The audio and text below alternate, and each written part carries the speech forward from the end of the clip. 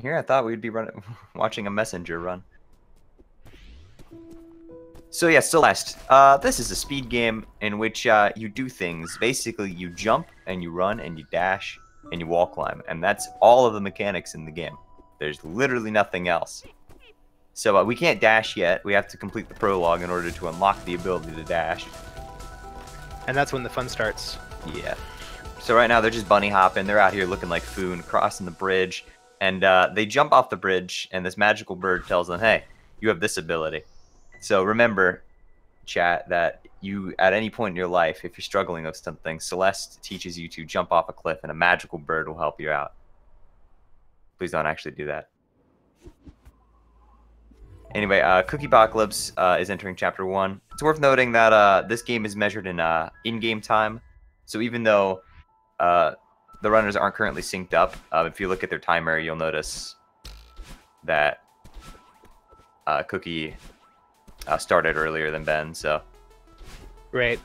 Depending on how on the ball the speed gaming folks are, we might see a small syncing up of the timers, but it's not really a big deal in this game. Cookiepocalypse, pretty nice recovery from a failed reverse hyperdash there. Yeah, Cookie already choking. Dang, man. Me and Cookie are pretty good pals. We know each other. But yeah, it looks like we're getting. Yeah, here we go. We're getting that sync right now. So Cookiepocalypse is activated. Zawardo, he's gonna pause time for a little bit to get his advantage. And there we go. Now we're synced. Yep. Much better. So with that syncing of the timers, we can see that our two runners are basically neck and neck right now. Yep, literally synced up. Look at them go. Most of the speed mechanics in this game are based off of dashing and then jumping, either vertically or horizontally. And these give you a lot of speed in various directions, and the trick is to string them together in ways that get you quickly through the challenge without dying. Yep. In this game, there are 3 different types of dashes. You have Hyper Dash, Super Dash, and Ultra Dash. So not in that order. It's actually Super, Hyper, Ultra. So Super jumps or Super Dash is when you just dash and then jump, which gets the most height but like a medium amount of speed. Hyper Dashing, you crouch while doing that, and you get less height but get more speed. And then Ultra Dashing is like a Hyper Dash on steroids. You basically do a Hyper Dash into a Hyper Dash. And because of how diagonally down right or down left dashes work in this game, you get a ridiculous amount of momentum. And oh my gosh, these two are literally synced up to the frame. Yeah, this is perfect sync right now. Oh my gosh. Cookie had to ruin it. Typical. A slight little slip up there by Cookie ruins that sync. You can see how the tiniest little movement in this game can really make a big difference in terms of this race. Yep. So here we have our good pal, buddy, friend, chum, Battlein. So Battlein will hover in the room for like 3 seconds, and then will chase you, mirroring every single movement you made. So the runners have to strategically plan their pathing to avoid her. If you've ever played Super Mario Galaxy, it's just like the Shadow Marios in that game. Actually, I should say Galaxy 2, because it's different in Galaxy 1. And we're both so runners. These last 2 rooms are the ones where you really need to worry about running into the Battlein's the clones, because you had to do a little bit of backtracking. Yep. Wow, that was a really cool strat by Benteezy there. Using that dash gem, that was really interesting. I want to study that after this race. I mean, he is the strat god after all. He pulls out the stuff you've never seen before. Benteezy is the coach for the best runner of Celeste, the current world record holder. It's true. Benteezy did create a guide through all of the Any Percent run on YouTube for anyone who wants to learn the speed run. It doesn't have all the up-to-date strats because it was made several months ago, but it's a great resource for beginner players. And I can vouch for it because I used it to learn myself, and I'm in the top 30, so hey. All right, so runners are finishing up Chapter 2 right around the same time. Let's see, 353 versus 354, within a second of each other.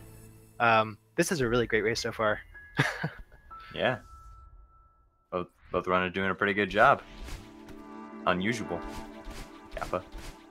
So here we have Chapter 3, Celestial Resort. Some people like to refer to it as Cancer Resort. I kind of agree with that because this place sucks. This is my least favorite chapter in the game. I make it pretty clear every time I do one of these commentaries. But basically, you have these red idiots. And these guys, they're not very nice. Yeah. Cookie already Cookie is having some problems in this beginning room. One of the problems, one of the difficulties of this chapter is that if you die in a room, this cycle is a little bit different than if you just enter the room. So I think we saw Cookiepocalypse having to deal with that death cycle that he's probably not used to. Ooh, Cookiepocalypse not getting his dash back there. So by doing a hyper and delaying your dash until your jump until the end, you can get your dash back while doing the hyper dash. But he jumped a little bit too early and didn't get his dash back, and that cost him a few amount of seconds there, which is pretty important in a race like this.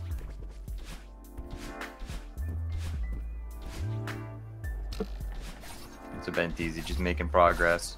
Cookiepocalypse about a screen behind him now. Yeah, both runners basically had to go through this giant loop to grab the key to get into the next section of the level. So the reason I don't like this level is it's very boxed in compared to a lot of the other levels. Like, look at this room. This doesn't look like a platformer level. This looks like somebody's Terraria world went on like crack. Yeah, the big nest room, especially here, is very claustrophobic. It's pretty hard to move through it cleanly without getting cut up on the terrain. Yep. So after talking to Oshiro in the middle, we basically need to put all of his stuff away. So there are 3 different types of blocks here. We've got the green books, the purple towels, sheets, towels, I think they're towels, and the brown chests. So both runners are going to go after the chests first. Basically, there's an order to it. That's the fastest you can do. Oh, Cookie taking an unfortunate death there. But yeah, anyway, like I was saying, there is an order. The order they're doing will put them closest to Oshiro, who you need to talk to access the rest of the segments again. Every single time you clear out a segment, you have to go talk to Oshiro in order for the pathway to be opened back up. Right. And we just want to minimize that movement through this big, cluttered room. Yep.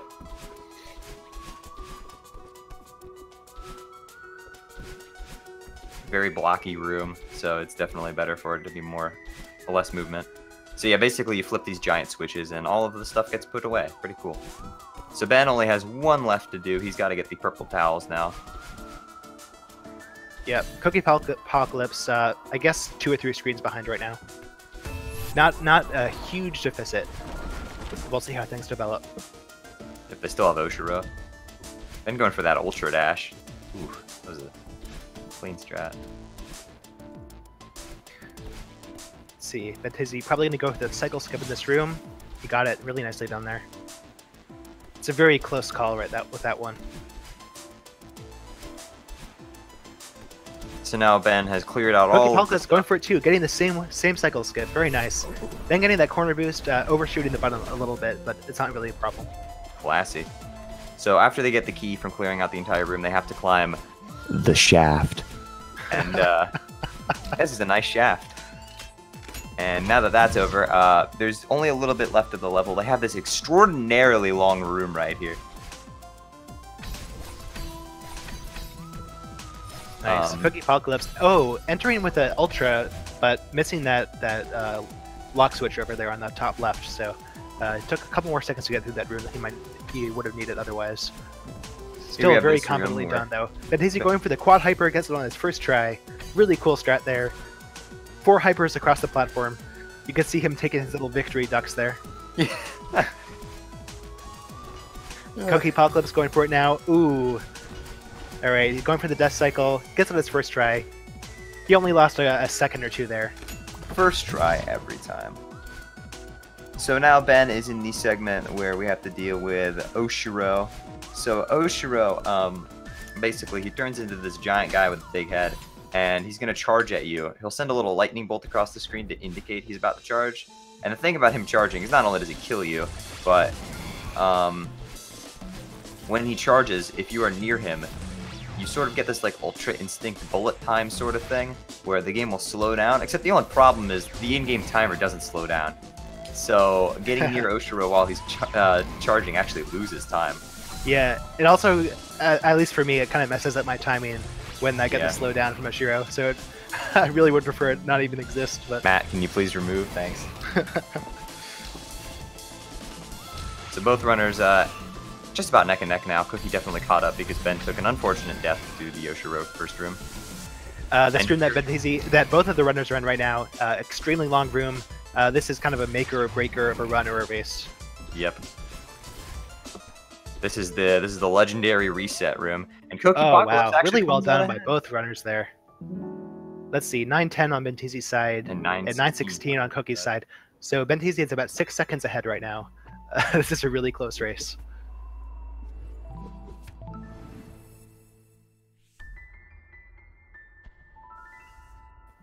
Starting in Cookiepocalypse Golden definitely Ridge is cool. exactly the same time. Yep, definitely clutched out the end of that. So Golden Ridge is one of my favorite. Oh no, Cookie. Ooh, Cookie! Oh no! Unfortunate. Oh, that was a disaster. He did the shay. Anyway, so Golden Ridge is one of my favorite chapters in the game. Remember how I said Chapter 3 was really closed? Well, this chapter is really open. But it also has a couple gimmicks. I know people hate that word, but we've got wind, we've got these blue bubbles, and we've got the level... Oh, these clouds. Yeah, that's the other thing. Yeah. So the wind will slow your movement, but it doesn't affect dashes. The wind does not affect your dash momentum. So it's optimal for the runners to basically always be dashing, just like normal. So Right. it barely affects anything. Dashing and the more advanced mechanics like hyper dashing and stuff will help you keep your momentum against the wind. Yep, and then there's the clouds, which I think Matt developed specifically to troll Kirby players. Because these clouds, you have to wait until the cloud is at its highest point, unlike Kirby clouds where you wait when they're at their lowest point. Matt, why'd you do that? And then there's also these moving blocks where once you touch them, they'll start moving in the direction that their arrow is pointing. If there's a little switch on top or on any side, there'll be like a pressure plate sort of thing. That means you can influence what direction it goes in. It's kind of weird, but it's also surprisingly intuitive. Ooh, Benteezy dashing a little bit late there. Got hit on the spikes, giving Cookiepocalypse a little bit of time to catch up here. Also, my favorite thing about Chapter 4 is how it obliterates encoders on most streams. Yeah, that wind is really bad for the bitrate. Yeah. It's not a Celeste stream unless you're watching a bunch of pixels. Once again, we have this beautiful sync up between the two players in RTA, and almost in IGT as well. Wow. So that auto scroller right there is one that's it is possible to skip it, some parts of it, but it's pretty difficult, and most people don't go for it. Both players are going for a cycle skip here against the wind. Benteezy actually taking a death there, giving the Cookiepocalypse a chance to take the lead, possibly. So now we come up to the strong wind section. So now the wind decides to kick it up into maximum overdrive, and now the wind is much stronger. You can barely move Madeline without dashing. Like if you just hold right, you'll barely make any progress. So it makes this particular room that Cookiepocalypse is in right now very difficult. You basically always have to be dashing. Really nice. So those snowballs from the right, they kill you if they hit you head on, but if you can get just a little bit on top of them, you can bop on top of them instead. So we saw Cookiepocalypse use one of those snowballs to get his dash back and then skip one of those springs instead. And now Cookie is in the last, or one of the last rooms. Oh wait, this is the last room. I'm done. And Cookie is done with Chapter 4. Ben needs to clear out this final room. Let's see if he can do it. Oh, unfortunately, misses the wall jump. A little bit of a choke at the end there. Cookiepocalypse finished at about 12:29. So Benteezy is coming up on about a 10-second deficit right now. So Cookie is entering the Mirror Temple. Mirror Temple is a pretty cool area. Pretty chill for the first half, but it also has a second half where you get chased by eyeballs. But yeah, a lot of this is the horror level. Yeah, a lot of the pathways here are completely optional and only really go to get red berries, which are not needed in any percent. Those are just optional collectibles. So a lot of this level you don't actually see unless you are watching somebody speedrun the all red berries category. Which is the best category in the game. Just saying. Arguable. I think that 114%. Ooh, watch Cookie here. Oh, okay. So he missed that. He was trying to get momentum from that corner, from that dash block all the way across the room. He missed it, and instead of letting the he's going for double bubble skip right now. Is he doing it? He's going for DBS for the first time. Okay, watch Benteezy now. He's going for it. Oh, so Benteezy also went for it. He missed it. Both runners had to sort of change their plans because they wanted to get that big boost across the room, and they both failed it in one way or another. And Cookiepocalypse does get double bubble skip, or as I like to call it, Dragon Ball Super skip. How many tries did it take him? Did you 3. Okay, so it probably didn't save much time there. Which is pretty good. It's not like Mr. TGH taking 20 tries to get it to GDQ. Yeah, it's a very tricky skip, but Benteezy probably made up a little bit of time there by not going for it. Yep, and now after hitting the switches and watching this little cutscene here, we will enter the second half of Mirror Temple. But first, we have to play as this dude. Yeah, so this is the antagonist that we're going to be seeing for the rest of this level. Yeah, he chases Madeline, dashes at her. It's not friendly. Well, maybe a little too friendly. Depends on your point of view, I guess. And now suddenly, there's a lot more spikes in this level than I remember. Yeah, or tentacles now, I guess. Ooh, I know where this is going. So, the first half of this level, basically, you're just dodging the spikes, but now we're introduced to these guys, Seekers. So, Seekers, once they spot you, will make a beeline towards your current position. But they're actually kind of friendly dudes. For instance, they can flip switches for you. That's pretty cool. Yeah.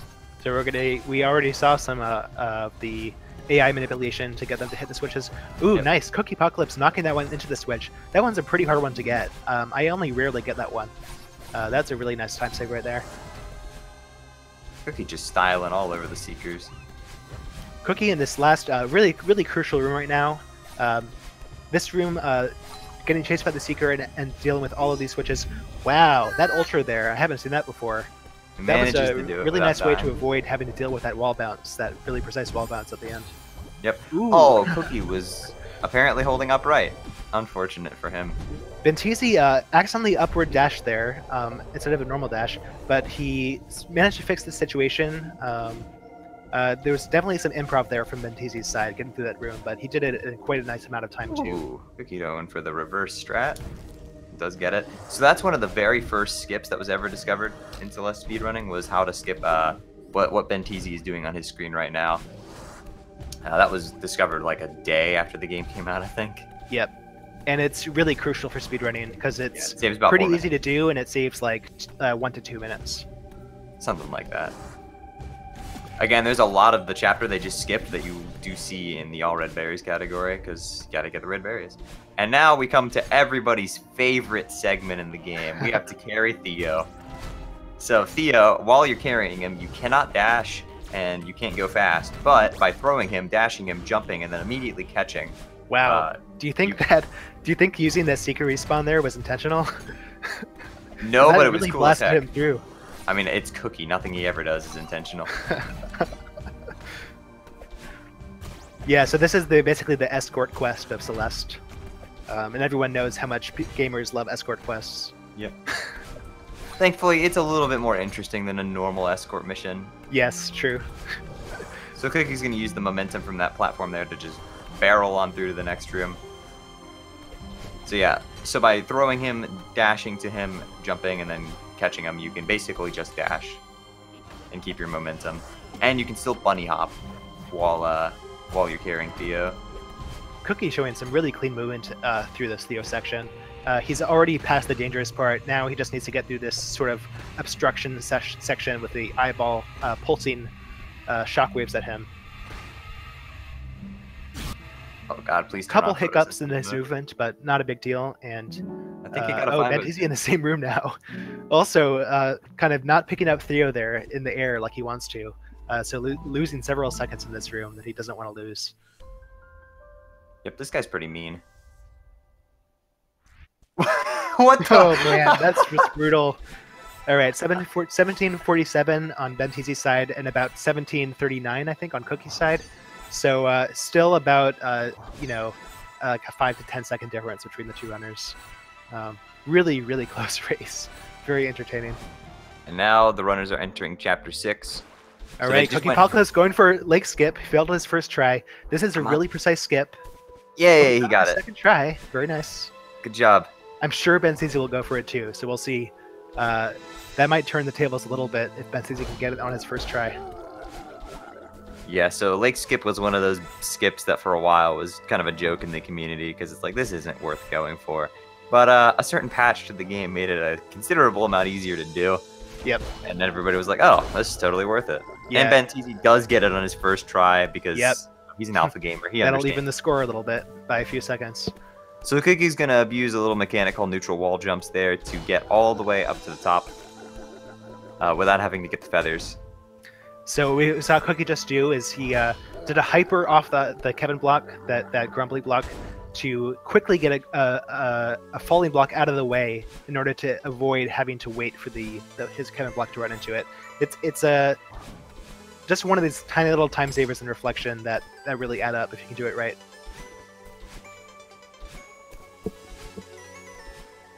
Chapter 6 is pretty cool.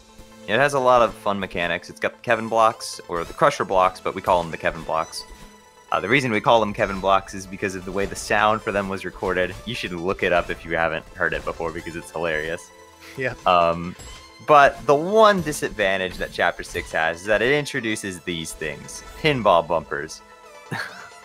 Yeah, pinball and bumpers. They're about as aggravating as IRL pinball. the bumpers in any pinball games you might have played. Just like real pinball, it calls you to tilt. Thankfully, by dashing into them, you can generally control where they send you, and the level design in 6A is at least accommodating enough. It's not the case when you get to the B or C sides, but we don't see those in the 90%, thank God. Benteezy doing some strong strats here in this room that I haven't seen before. Really nice movement. Ooh, Benteezy taking the up route here. There are multiple routes you can take here. Benteezy going for the top route, and it looks like he executed it really well there, so he might have saved a little bit of time over Cookie by taking that route there. The top route is generally agreed to be a little bit quicker on that one, but it's a lot harder to pull off well. So, and actually skipping the feather there too. Benteezy showing off some 6A strats I don't see very often. Very cool. Cookie's doing the developer-intended shortcut right here. Yep. They left a little path through the spikes for us. And here we come to the only segment of water really in the game. Fun fact, 6A was actually originally going to be a water level in development, but then everybody said, no, this isn't fun, so it's not a water level anymore. So they only had like one tiny little underwater bit that wasn't fun. So thank you, Matt. Everyone wins. I'm still sore over dying in that underwater spot like 5 times during the race. Oof. And now Cookiepocalypse is entering the battle and fight, so now we just have to fling ourselves into her a lot, like 36 whole times. I think, something like that. But yeah, basically, you have to dodge all these platforms and stuff and keep hitting battle in, and eventually she'll go to the next room and you do that same thing again. It's got a catchy song though. Oh yeah. The Hey Yas. You can't miss it.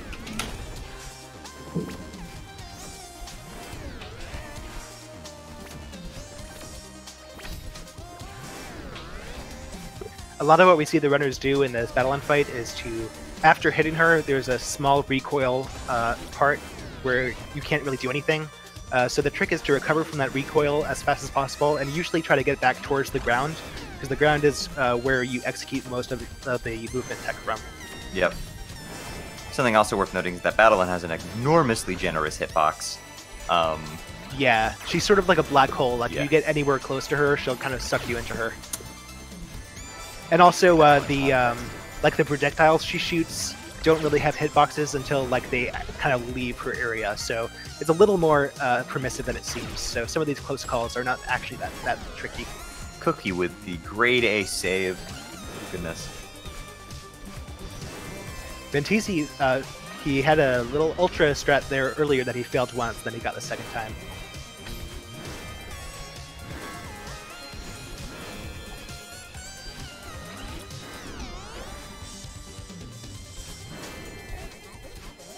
I did you a favor.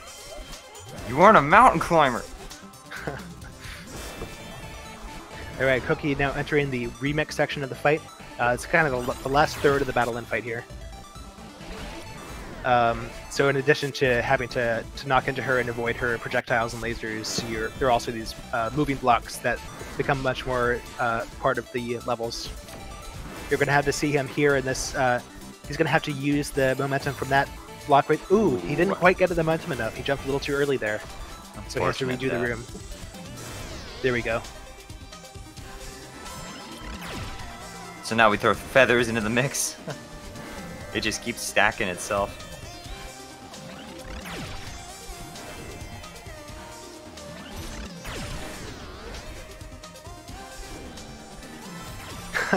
Benteezy wave dashing off that moving platform. I'm not sure what the point of that is, but he's a melee player. It's just self-evident.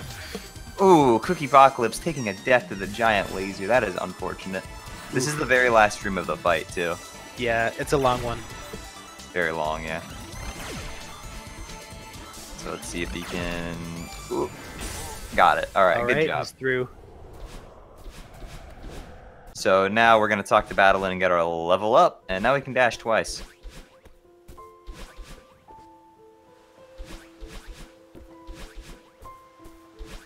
Yep, the character has reached a turning point, and they realized that the power of the second dash was inside them all along. Yep. Basically, they came to the best decision. And started, you know, they realized, wait, why haven't I just been doing this the whole time? All right, I believe that was a 24-17 by Cookiepocalypse on exiting Chapter 6. Benteezy is coming up on that right now, so it looks like he's going to be about 5 seconds behind or so. Yep.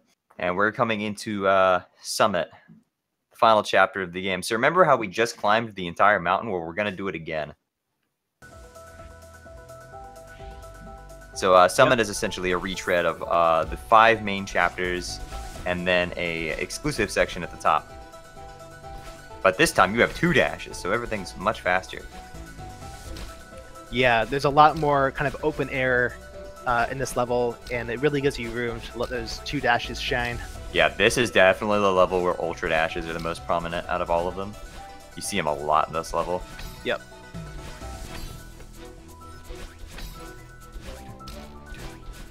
Also got a really good level theme.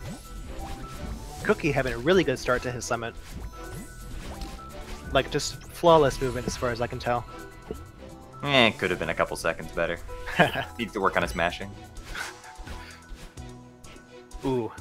Missing the wall bounce there, but nice recovery.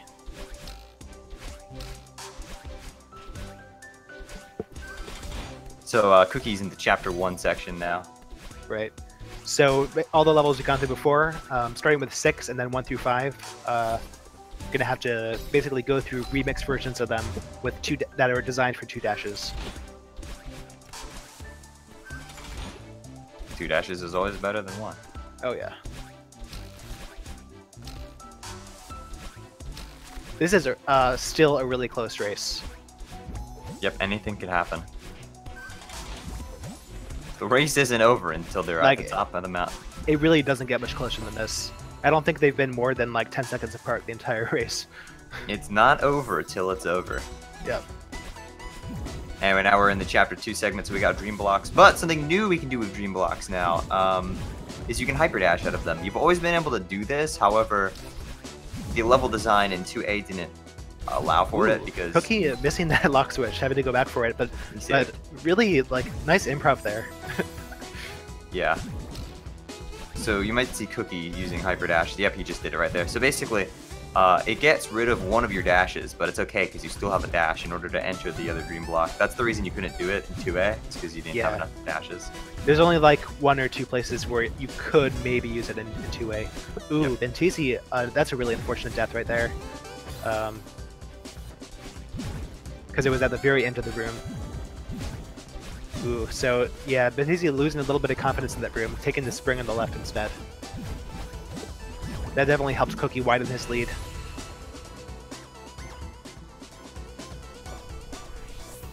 You can see Benteezy doing those dream hypers there.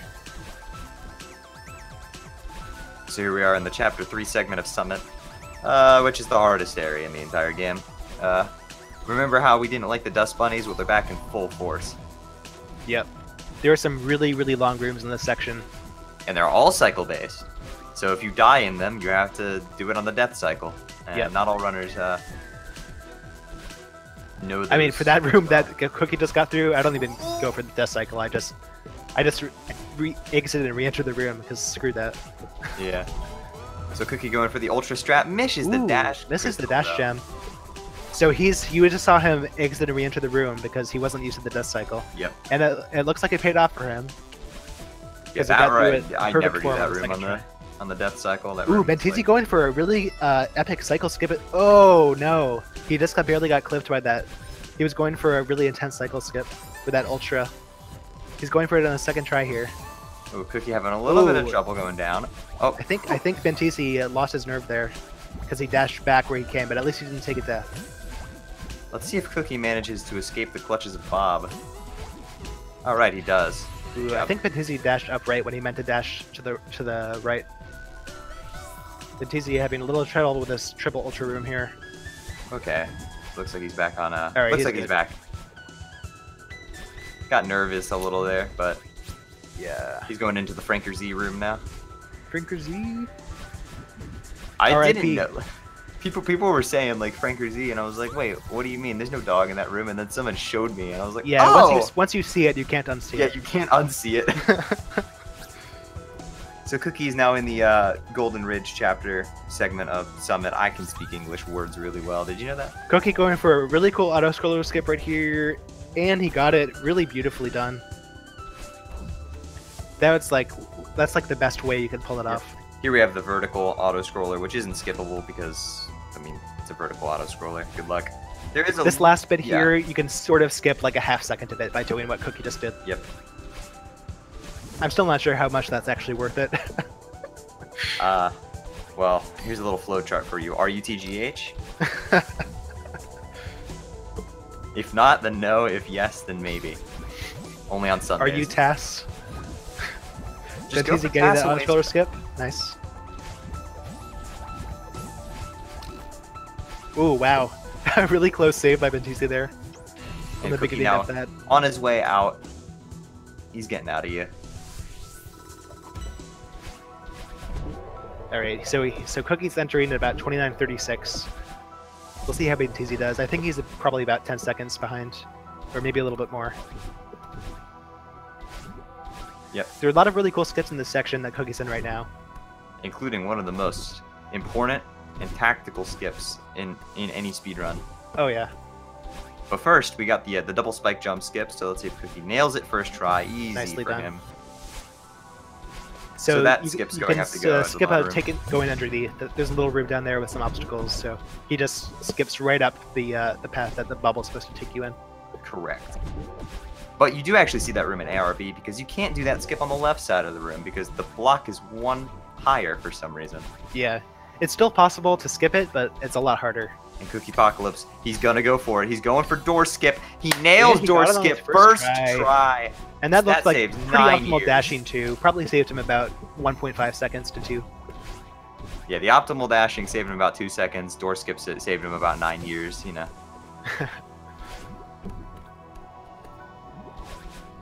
Whoa, that was an interesting wall bounce there by Benteezy. Oh, that was kind of cool. He almost saved that.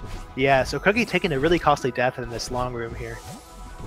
Yeah, this is a very long room. Definitely not one you want to die in. Right. Benteezy doing like some he failed RNG. door skip on his first try, but yeah, that's just RNG manipulation. Yeah, it didn't look very costly. Yeah. All right, let's compare. Let's see when Cookie lands. About 31:14. Benteezy in the final room of 2,500 meters. Really, really close race still. Yep. Yeah, Benteezy like 4 seconds behind. It's crazy.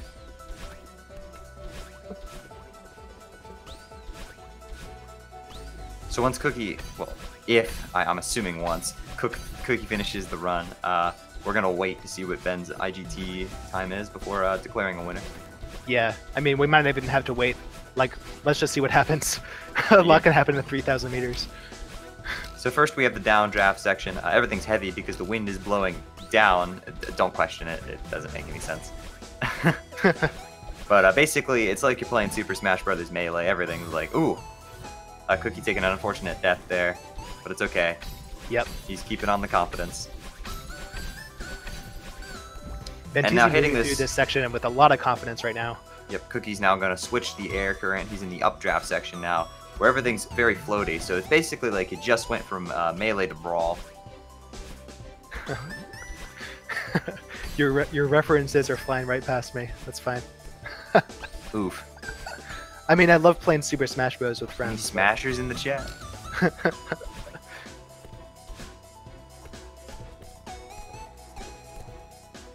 Anyway, Cookie makes it through that. Basically, Summit is a little bit, or 3,000 meters is a little bit different because instead of having multiple screens, you have a couple really big screens with checkpoints. Right. Oh!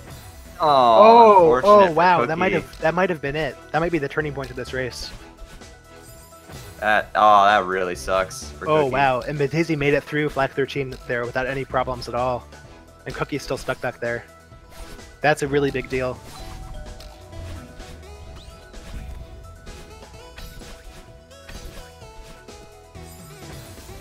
Oof. Oh. Oof.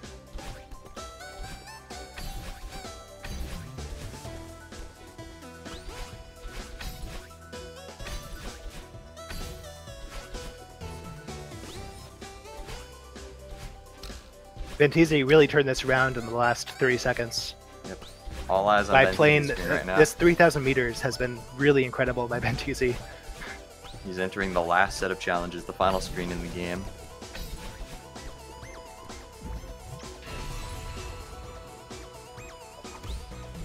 This is the make or break for this run. If Ben dies here.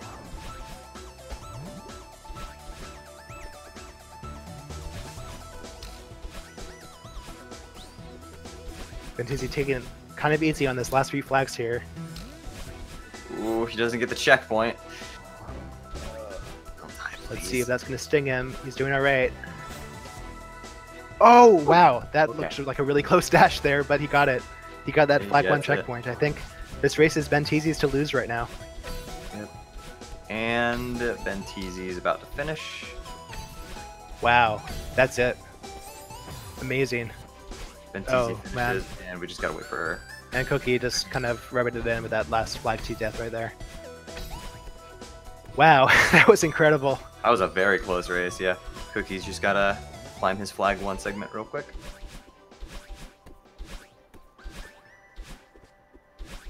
All right, 34-18 versus 34-53, something like that. Yeah, Ben definitely clutched it out in the summit section there. That was a big comeback from him. So GG's to Benteezy, GG's to Cookie. Both of them did a great job. It was a fantastic race, very close the entire way through. Yeah, that was really entertaining. So we got both of them in here for an interview. I didn't even have to ask. They're just here already. Hey. Hello. Hey, what's up, guys? Can we ban Summit? Yes, I agree with that.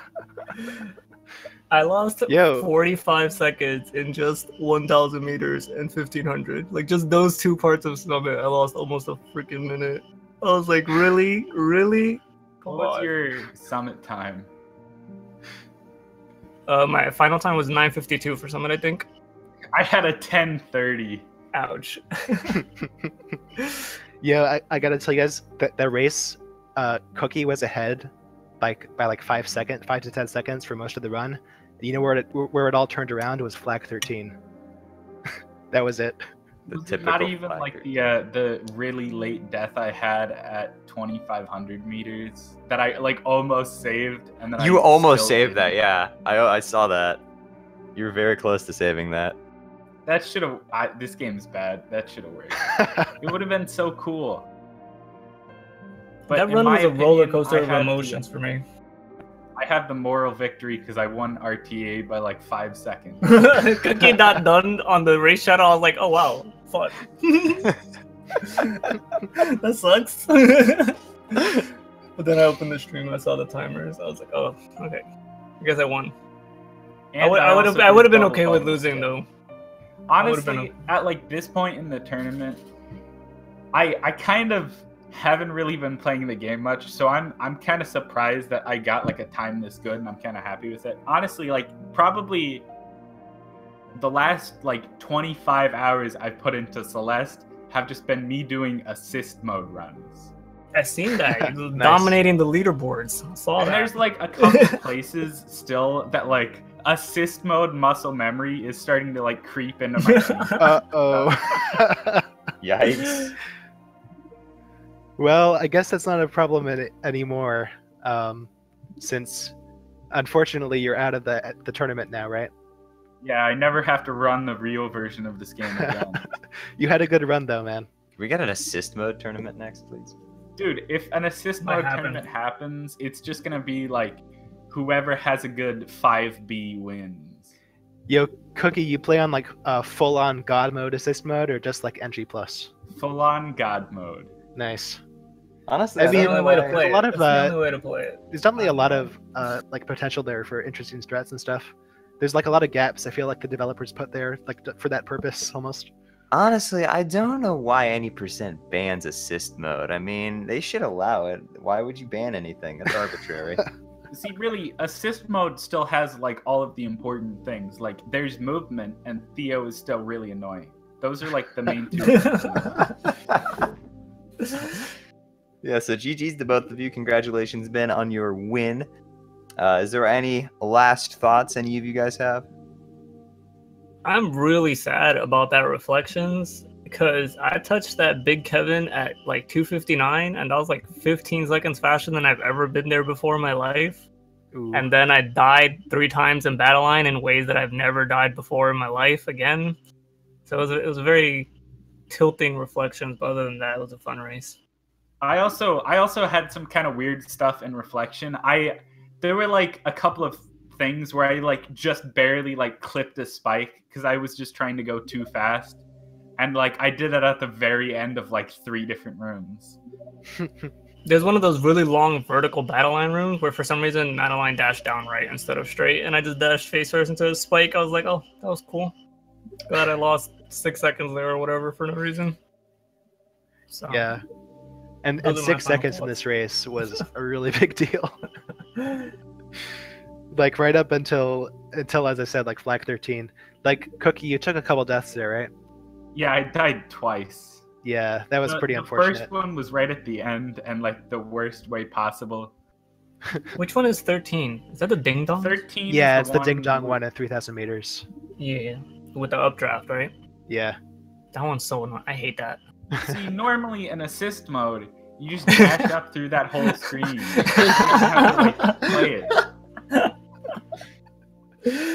I think the best option here is just to not speedrun the game. That's what I did. But anyway, Well, you're free congratulations. now. We're all looking Again. forward to this assist mode tournament, which I'm Yeah. sure will be coming anytime. Sometime GG. soon, hopefully. Thanks, guys. Talk to Yeah, you thanks for later. the really entertaining race, guys. This is a blast. Yep, definitely. Bye. All Cool. right, so All right. before we head out, make sure you guys go follow the runners, and make sure, more importantly, that you guys follow the commentators, because one of the commentators will actually be streaming tonight at 9 p.m. Guys, Oh, wow, don't that's follow crucial. Shay. Standard Time, and I think Don't- you guys should definitely follow Shay. check them out. They're pretty cool guys. Birdo Prey, he's cool, and also there's that Shay dude. But Birdo Prey, he's pretty cool. Oh, Shay is a little bit better. I wouldn't put too much stock in Bird of Prey. Yeah, but Shay doesn't even run this game. Let him know. Like the closest he's gotten to run this game was like he raced me. I in raced assist him in any mode percent once, or assist percent at GDQ. and I won by a lot. Oh wait, actually, you cheated like multiple times. Somehow you cheated in assist mode, and I still won.